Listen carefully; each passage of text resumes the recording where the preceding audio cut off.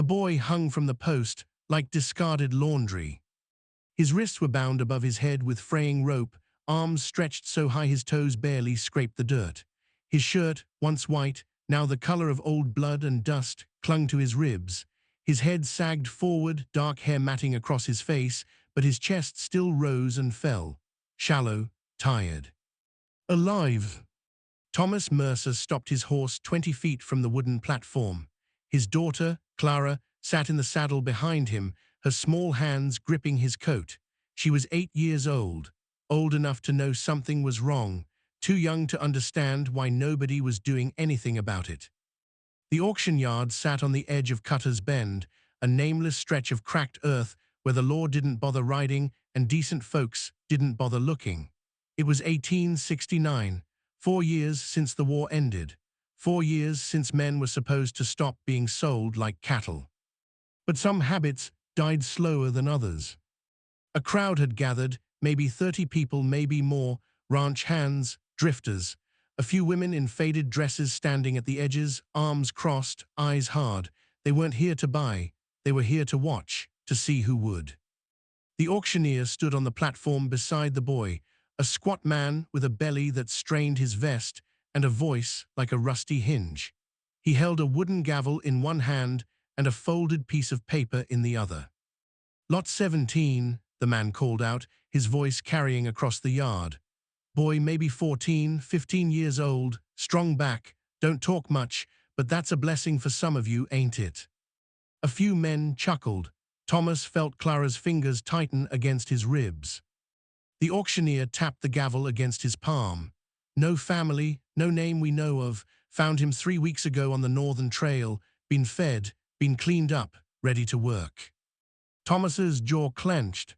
His horse shifted beneath him, sensing the tension. Bidding starts at $20. A hand went up near the back. A man in a black coat, face shadowed by a wide-brimmed hat. 20, the man said. 25, came another voice, this one from a rancher Thomas recognized, a man named Polk who ran cattle near the ridge and had a reputation for working his hands into the ground. The boy on the post didn't move, didn't lift his head, didn't beg. That was what turned Thomas's stomach the most. Not the ropes, not the auction, but the silence, the way the boy had already learned that begging didn't change anything. 30, someone else called. Clara tugged on Thomas's sleeve. Daddy, she whispered, why is that boy tied up? Thomas didn't answer right away. He watched the auctioneer's grin widen as the bids climbed, watched the boy's shoulders tremble, not from fear, but from exhaustion, from holding himself upright for too long. Daddy, Clara said again, louder this time, can we buy that boy? The words hit Thomas like a fist to the chest. He turned his head slightly, just enough to see her face. Her eyes were wide, wet at the edges, but not crying, not yet. She was waiting for him to do something, waiting for him to be the man she thought he was. Thomas looked back at the platform.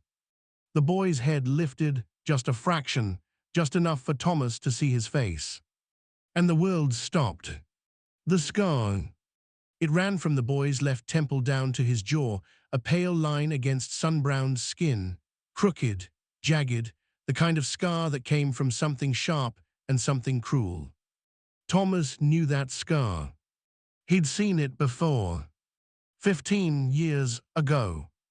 His hands tightened on the reins until his knuckles went white.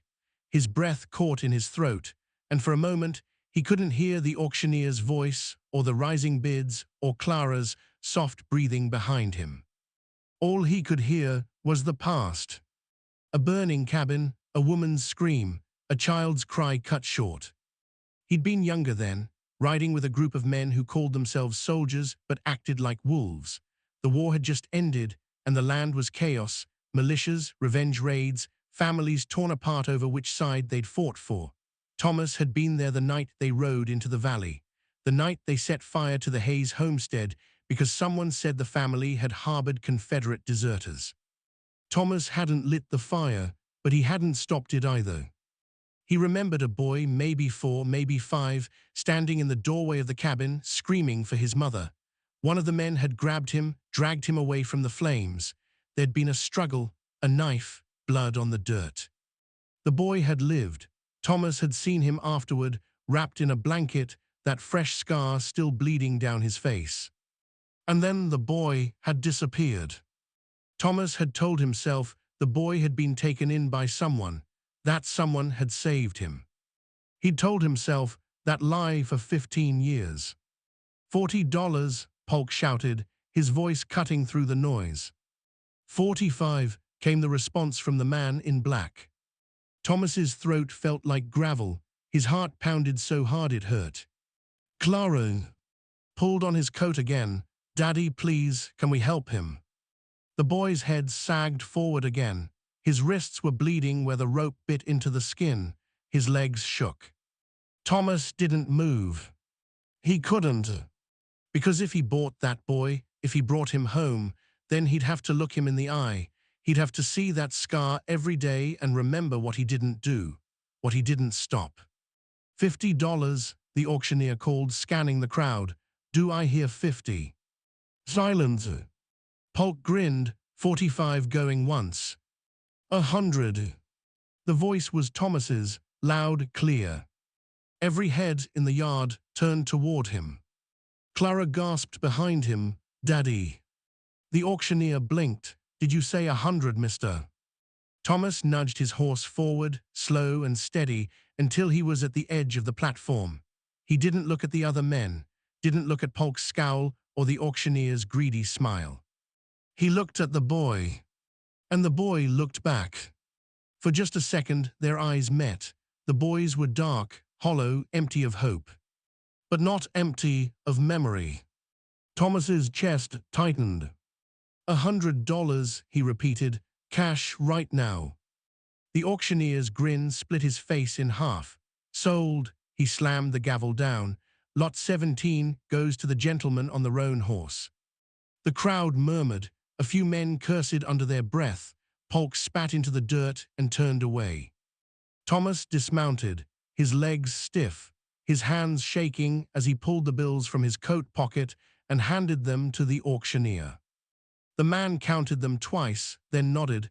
Pleasure doing business. He gestured toward the boy. Cut him down, boys.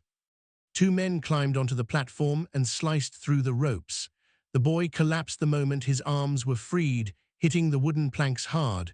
He didn't cry out, didn't make a sound. Thomas climbed up and knelt beside him. Up close, the boy looked even younger, thin, bruised, barely breathing. Can you stand? Thomas asked quietly. The boy didn't answer.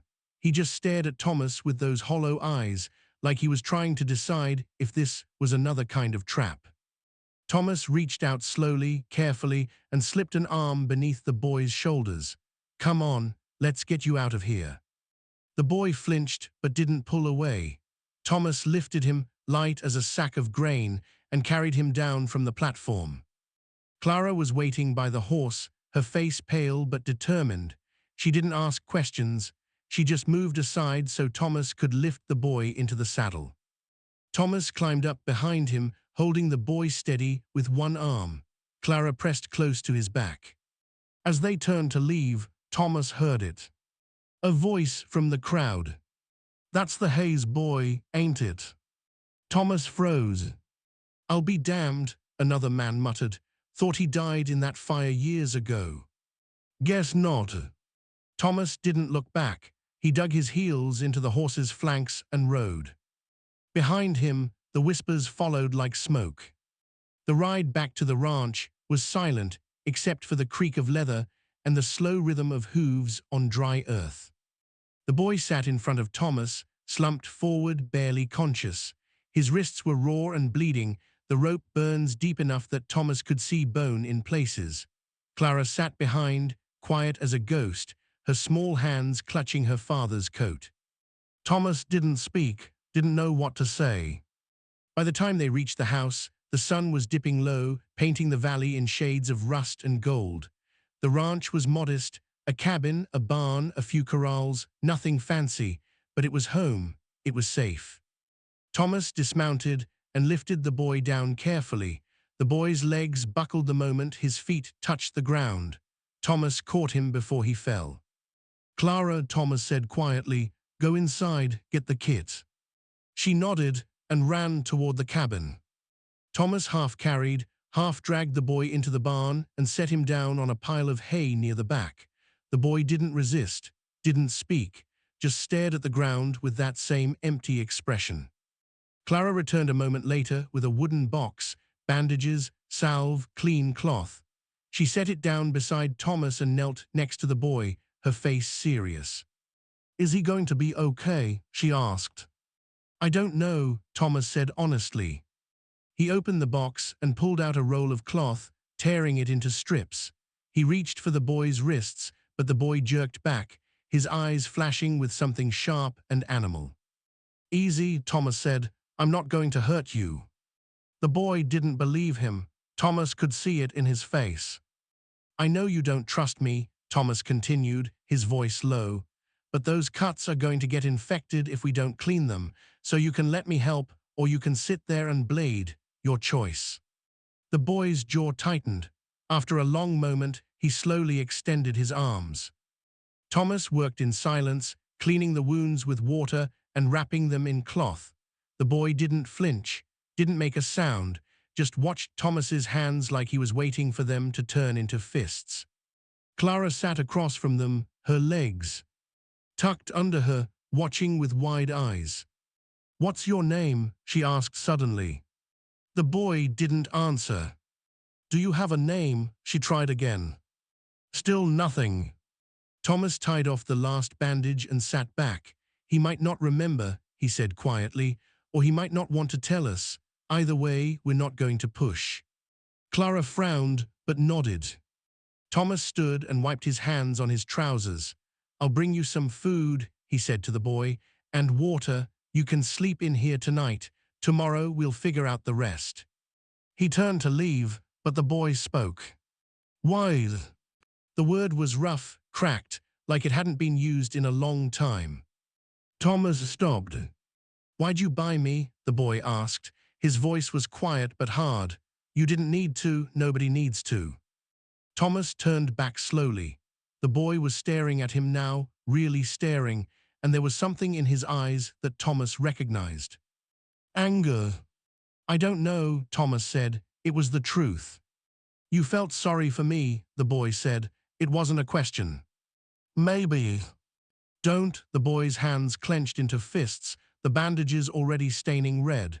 "I don't want your pity." "It's not pity." "Then what is it?"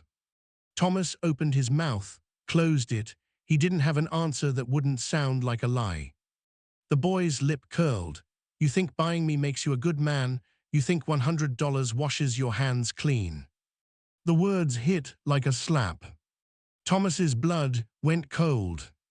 "What did you say?" he asked quietly. The boy leaned forward, his eyes burning. "You think I don't remember? You think I don't know who you are?" Clara looked between them, confused. "Daddy." Thomas couldn't breathe. The boy stood, his legs shaking but his voice steady. 15 years ago, the Hayes homestead, you were there." The barn went silent. "I was 5 years old," the boy continued, his voice shaking now. "I watched you ride in with those men. I watched you sit on your horse while they dragged my mother out of the house. I watched you do nothing while they burned it down." Thomas's throat closed. I screamed for her," the boy said. "I screamed and you just sat there. You didn't stop them. You didn't help. You just watched." Clara's hand found Thomas's sleeve. "Daddy, what's he talking about?" Thomas couldn't answer. He couldn't move. The boy stepped closer, his face twisted with rage and grief. "One of your men grabbed me, held me down, cut my face open when I tried to run." He pointed to the scar. "You see this? I see it every day, and I remember you." "I didn't," Thomas's voice cracked. "I didn't know they were going to." "You knew enough," the boy spat. "You rode with them, that makes you guilty." Thomas's knees felt weak. He wanted to argue, wanted to say he'd been young, that he'd been following orders, that he hadn't understood what they were doing until it was too late. But none of that mattered.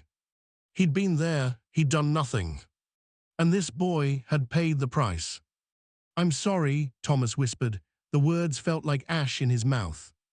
The boy laughed, bitter and broken. Sorry, you're sorry. He turned away, his shoulders shaking. Everybody's sorry after. Thomas took a step forward. I know it doesn't change anything.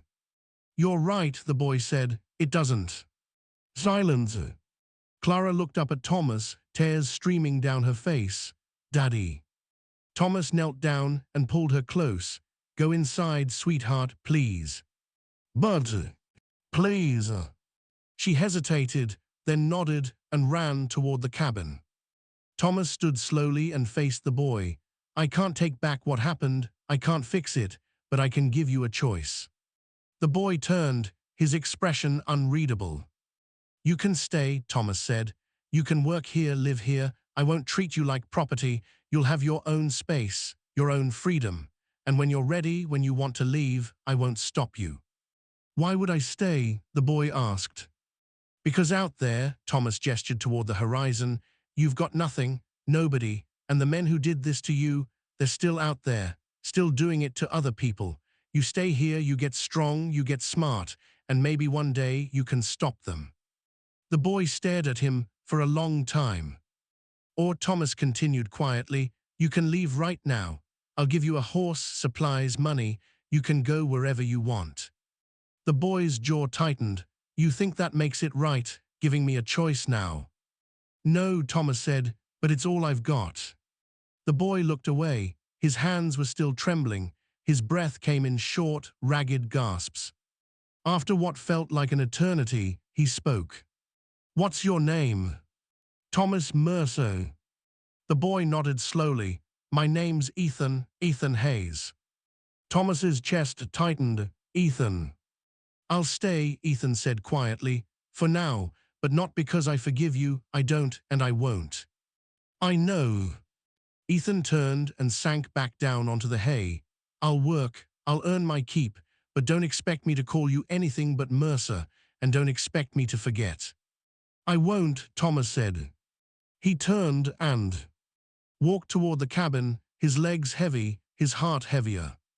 Behind him, Ethan sat alone in the dark, his scarred face illuminated by the fading light. And for the first time in 15 years, Thomas Mercer felt the full weight of what he'd done. Or rather, what he hadn't. 3 days passed. Ethan worked. He fed the horses, mended fences, hauled water from the creek. He didn't speak unless spoken to, didn't eat with them, didn't come inside the cabin. He slept in the barn, kept his distance, and watched Thomas like a man watches a snake. Clara tried. She brought him food, asked him questions, told him stories. He listened sometimes. Mostly he didn't. Thomas gave him space. It was all he could do. On the 4th morning, trouble arrived. Thomas was in the corral, breaking a young mare, when he heard the hoofbeats. He turned and saw the dust cloud first, 3 riders coming fast from the east. His stomach dropped. He recognized the lead horse before he saw the rider's face. Sheriff Wade Carver. Thomas stepped out of the corral and wiped his hands on his trousers. Clara was inside the cabin. Ethan was somewhere near the barn. Thomas didn't call for either of them.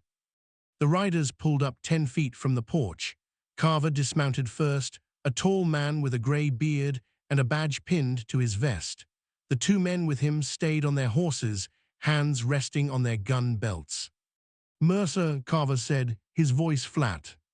Sheriff, Thomas replied. Carver looked around the property, his eyes lingering on the barn. Heard you made a purchase the other day, over at Cutter's Bend. Thomas's jaw tightened. That's right. Mind telling me why? Didn't know I needed your permission to spend my own money. Carver's expression didn't change. You bought a boy, lot 17, that right? Thomas didn't answer. See, that's interesting, Carver continued, stepping closer, because I've had some complaints. Folks saying you interfered with a legal auction. Folks saying you overpaid to keep someone else from getting what they bid for. It was an auction, Thomas said. I bid, I won. You caused a disruption. I paid cash, in full, no disruption. Carver's eyes narrowed. Where's the boy now? Working. I want to see him. Why? Because I'm asking. Thomas crossed his arms. He's not going anywhere, Carver. He's free. I didn't buy him to own him. That's not how the law sees it. Then the law's wrong. Carver's hand moved to his belt, resting near his gun. You calling me wrong, Mercer? Thomas held his ground. I'm saying the boy stays here. He's not property, he's not a slave, and I'm not handing him over to you or anyone else. One of the riders behind Carver shifted in his saddle. Thomas recognized him, a man named Dutch, known for running with the same crew that had burned the Hayes place years ago. Dutch grinned. That's the Hayes boy, ain't it, Sheriff? The one that got away. Thomas's blood ran cold. Carver glanced back at Dutch, then turned to Thomas. That true, he one of the Hayes family. Thomas didn't answer. Thought they all died in that fire, Carver said slowly. 15 years ago, whole family wiped out. Tragic accident, they said. It wasn't an accident, a voice said from behind Thomas. Ethan. He stepped out from the side of the barn, his face hard, his hands clenched. The bandages on his wrists were stained dark. Ethan, get back inside, Thomas said quietly. Ethan ignored him. He walked forward until he was standing beside Thomas, staring straight at Carver. It wasn't an accident, Ethan repeated. You know that, you were there. Carver's expression didn't change, but something flickered in his eyes. I don't know what you're talking about, boy. Yes, you do, Ethan said. You gave the order. You told those men to burn the house. You said my family was harboring deserters. You said they were traitors. Carver's jaw tightened. You've got no proof of that. I've got this, Ethan pointed to the scar on his face, and I've got a memory, and I've got 15 years of knowing exactly who you are. Dutch laughed. Kid's got a mouth on him. Carver raised a hand, silencing him. He looked at Ethan for a long moment, then turned to Thomas. You know what you're doing, Mercer. You know what kind of trouble you're bringing on yourself. I know exactly what I'm doing, Thomas said. Carver nodded slowly. Then you're a fool. He stepped back and mounted his horse. The boy's coming with me. No, he's not, Thomas said. Carver's hand moved to his gun. That an order, Mercer. Thomas didn't move. It's a fact. The two men stared at each other. The air was thick with tension. Dutch and the other rider had their hands on their guns now. Clara appeared in the doorway of the cabin, her face pale. Daddy, she called. Stay inside, Clara, Thomas said, not taking his eyes off Carver. Carver glanced at the cabin, then back at Thomas. You got a daughter, Mercer. You really want to die over some boy you don't even know. I know him well enough, Thomas said. Carver leaned forward in his saddle. This isn't over. I know. Carver pulled his horse around and rode off, Dutch and the other man following. They disappeared into the dust, but Thomas knew they'd be back.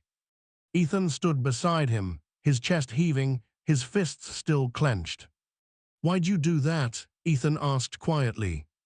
Thomas looked at him, because it was the right thing to do. You think that makes up for what you didn't do 15 years ago? No, Thomas said, but it's a start. Ethan stared at him for a long moment, then turned and walked back toward the barn. Thomas stood alone in the yard, watching the dust settle. And he knew, deep in his bones, that the storm was just beginning. That night, Thomas sat on the porch, a rifle across his lap, watching the horizon. Clara had gone to bed hours ago, but sleep didn't come easy for Thomas anymore. Every shadow looked like a rider. Every sound felt like a threat. Around midnight, the barn door creaked open. Ethan stepped out, moving slow and quiet. He saw Thomas on the porch and stopped. For a moment, neither of them spoke. Then Ethan walked over and sat down on the steps, a few feet away from Thomas. He didn't say anything, just sat there, staring out at the dark valley. Thomas watched him out of the corner of his eye. The boy's hands were still bandaged. His face was drawn, exhausted, but there was something different in his posture now, something less guarded. "Can't sleep?" Thomas asked quietly. Ethan shook his head. "Not really." "Me neither." Silence. "You think they'll come back?" Ethan asked. "I know they will," Thomas said. "Carver doesn't let things go, and Dutch, he's got a personal stake in this. He was there the night your family died. He's the one who dragged you away from the fire." Ethan's jaw tightened. "I remember." "I figured." More silence. "Why didn't you stop him?" Ethan asked, his voice barely above a whisper. "Back then, why didn't you do anything?" Thomas took a breath. It was the question he'd been asking himself for 15 years. "I was scared," he said finally. "I was 22 years old. I'd just come back from the war. I didn't know who I was anymore. I didn't know what was right. I just followed the men I rode with because it was easier than standing alone." "That's not an excuse," Ethan said. "No," Thomas agreed. "It's not." Ethan looked at him. "So why'd you buy me? Why now?" Thomas set the rifle down and leaned forward, resting his elbows on his knees. "Because I saw your face, I saw that scar, and I knew if I didn't do something this time, I'd spend the rest of my life carrying two ghosts instead of one." "You think one good deed makes up for what you didn't do?" "No," Thomas said, "but it's better than doing nothing again." Ethan stared at the ground. His hands were trembling. "I hated you," he said quietly. "When I saw you at that auction, I thought maybe you'd come to gloat, to see what became of the boy you left behind." "I didn't know you were alive," Thomas said. I hoped someone had taken you in, that you'd been saved." "I wasn't saved," Ethan said. "I was sold 3 times, passed around like a tool, beaten when I didn't work fast enough, starved when I didn't obey, and every time I looked in a mirror, I saw this scar and remembered the men who put it there." Thomas's chest ached. "I'm sorry." "I know you are," Ethan said, "but sorry doesn't change anything." "No," Thomas said, "it doesn't." They sat in silence for a while. The stars were bright overhead, scattered across the sky like salt. "My mother used to sing," Ethan said suddenly, "every night before bed. I don't remember the words anymore, just the sound of her voice." Thomas didn't say anything, just listened. "I used to think if I could remember the song, I could bring her back," Ethan continued. "Stupid, right?" "No," Thomas said, "not stupid." Ethan wiped his eyes with the back of his hand. "I don't forgive you, Mercer. I can't, not yet, maybe not ever." "I understand." "But," Ethan hesitated, "I don't want to hate you either. I'm tired of hating." Thomas looked at him, really looked at him. This boy who'd been through hell and still had the strength to sit here and say those words. "So where does that leave us?" Thomas asked. Ethan shrugged. "I don't know, but I'll stay for now, and I'll work, and maybe one day I'll stop seeing your face and hearing those screams." Thomas nodded. "That's all I can ask." "So let me ask you something. If you were sitting on that porch, if you had Ethan's past carved into your skin and Thomas's guilt sitting beside you, could you say those words? Could you choose to stop hating?" Tap subscribe if you're still with me. Tell me in the comments what time it is for you right now and where you're watching from, because this story isn't over yet. And what happens next will test everything these two men just said to each other. The next morning, Clara brought breakfast. Sent to the barn, biscuits, eggs, and coffee. She handed the plate to Ethan, who took it with a quiet thank you. "You're welcome," she said, smiling. Then she sat down beside him. "Can I ask you something?" Ethan nodded. "Do you think my daddy's a good man?" Ethan looked at her for a long time. "I think he's trying to be." "Is that enough?" Ethan set the plate down. "I don't know yet." Clara thought about that. Then she reached into her pocket and pulled out a small wooden carving, a horse, roughly made but full of care. "I made this for you," she said, "so you have something that's yours." Ethan stared at it, his throat tightened. "Why?" "Because everybody should have something that's theirs," Clara said simply. Ethan took the carving, his hands shaking. Thank you, he whispered. Clara smiled and ran back toward the cabin. Ethan sat alone in the barn, holding the wooden horse in his hands. And for the first time in 15 years, he felt something other than anger. They came at dawn. Thomas woke to the sound of hooves, too many to count. He grabbed his rifle and ran to the window. Through the dim light, he saw them, a dozen riders, maybe more, circling the property. Carver was at the front. Dutch was beside him. Clara, get down, Thomas said, his voice sharp. She scrambled out of bed and crouched behind the table. Daddy, what's happening? Stay here, don't move. Thomas stepped onto the porch, rifle raised. That's far enough, Carver. The sheriff pulled his horse to a stop 20 feet from the cabin. Last chance, Mercer, hand over the boy. No. Carver sighed, then we're taking him. You'll have to go through me first. Dutch laughed, that can be arranged. The riders spread out surrounding the cabin. Thomas's heart pounded. He was outnumbered, outgunned, and he knew it. But he didn't lower the rifle. The barn door opened. Ethan stepped out, his hands empty, his face calm. Ethan, get back inside, Thomas shouted. Ethan ignored him. He walked toward the porch, slow and steady. I'm here, Ethan called out to Carver. You want me? Come and get me. Carver's eyes narrowed. Smart boy. Ethan, don't, Thomas said. Ethan looked at him. You've done enough, Mercer. This isn't your fight. Yes, it is. No, Ethan said quietly. It's mine. Before Thomas could respond, another sound cut through the morning air. Hoofbeats from the west. Everyone turned.